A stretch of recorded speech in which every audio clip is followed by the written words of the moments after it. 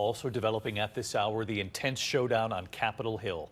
The full House forced to decide tonight whether to strip embattled Congresswoman Marjorie Taylor Greene of her committee assignments, and they have done so tonight, taking her off those committees after her extremist views about QAnon and suggesting part of 9/11 didn't happen. Her words on the Pentagon and also suggesting the Parkland and Newtown school massacres were staged. Today, Greene saying she regrets her, quote, words of the past, but there was no apology in front of the cameras. Republicans had decided overnight last night not to strip her of those assignments, so the Democrats forced that full House vote this evening so that every member of Congress would be on record about what she has said and whether she should be on any of those committees. Rachel Scott with late reporting from the Hill tonight. Tonight, embattled Congresswoman Marjorie Taylor Greene facing the judgment of her colleagues after a last-ditch effort to defend herself. She's under fire for promoting a wide range of racist and anti-Semitic conspiracy theories, raising questions about whether the 9/11 attack on the Pentagon happened and whether school shootings at Parkland and Sandy Hook were staged events. Today on the House floor, she tried to brush it all away. None of us are perfect.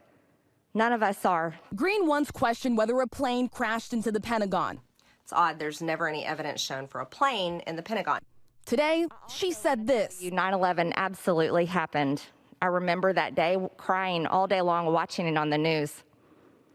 And it's a tragedy for anyone to say it didn't happen. She implied those school shootings were setups and harassed teenage Parkland survivor David Hogg, calling him a coward when he came to Washington to lobby for tougher gun laws. Yet you're attacking our Second Amendment. But today, you see, school shootings are absolutely real. Greene once promoted the wild and false conspiracy theory QAnon. Q is a patriot. He is someone that is very much loves his country, and he's on the same page as us. Again today, a much different story. I was allowed to believe things that weren't true, and I would ask questions about them and talk about them.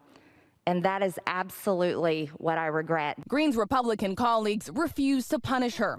House Republican leader Kevin McCarthy saying she convinced them she's changed. McCarthy claimed he didn't know anything about QAnon. I think it would be helpful if you could hear exactly what she told all of us, denouncing QAnon. I don't know if I say it right. I don't even know what it is. But last summer, McCarthy not only knew how to pronounce QAnon, he seemed to know exactly what it was. There is no place for QAnon in the Republican Party. I do not support it. Today, House Speaker Nancy Pelosi declaring that since Republicans won't take action against Greene, the full House would. You would think that the Republican leadership in the Congress would have some sense of responsibility to this institution. If any of our members threaten the safety of other members, we'd be the first ones to take them off of the committee. That's it. Pelosi saying that because Greene once implied that she should be executed.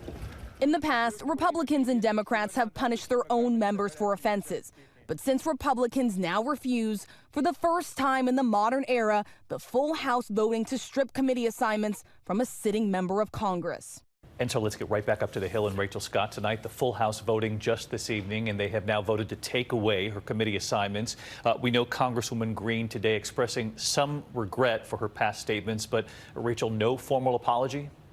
David, no apology from Congresswoman Marjorie Taylor Greene tonight. She says she is being crucified in a public square. Democrats say that she needs to be held accountable for her violent rhetoric, and that especially after the January 6th insurrection here on Capitol Hill, that Congress must send a message. And tonight, at least 10 Republicans joining Democrats to remove her from those committees. David? All right, Rachel Scott following this into the night. Rachel, thank you. Hi, everyone. George Stephanopoulos here. Thanks for checking out the ABC News YouTube channel. If you'd like to get more videos, show highlights, and watch live event coverage, click on the right over here to subscribe to our channel. And don't forget to download the ABC News app for breaking news alerts. Thanks for watching.